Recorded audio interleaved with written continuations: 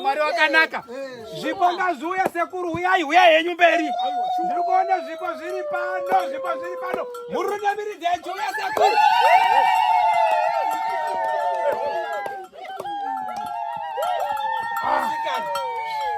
Pamusoro wevanhu woye. Yes. Ini ndinofara kwazvo kuti wana wabatanidzwa naMwari awa.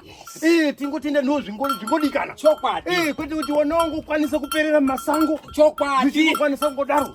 Aiwa. Chipo chembudzi chiri apa. Muridzi. Naita kuti zvikambe.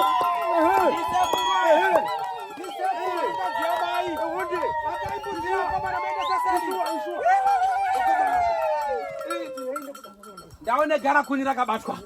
Ndashashe kuona riri pano.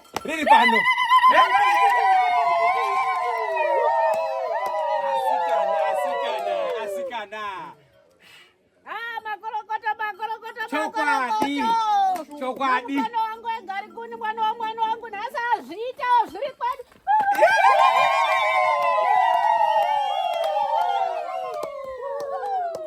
Amen. Amen. Amen. Amen. Hallelujah.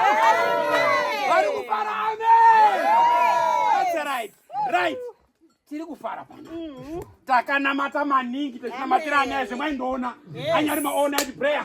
Makomo ese takakwira.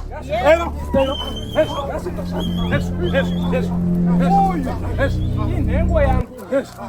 Kuti aroorwe ndakamugadzira nemhino yedaho, ndikamugadzira nerurimi rwerowambira kuti aroorwe. Nyora dzangu unadzo kumagadziko mudarise.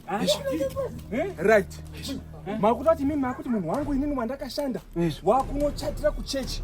Handiti paakagadzirwa kushiraini. Iye zvinezvi maroro aitwa. Next week uruchatirwa kushiraini. Kuti aite chihaha zvakaita izvi. Kuti aite chihaha mishonga yangu inini. Shamwari. Ndakupe mukana wako. Wazvizwa? Usironezi wako ndakaisawo futi rwavu wangu apa. Ndakaisa rwavu wangu muri bwati iko imwe. Zvino inini wangu unochatirwe kushiraini. Uyu ngewangu uyu. Masvikadi bata. Amusati mandisi. Bata apa masvikadi. Ndinopedzera ndasi muzi.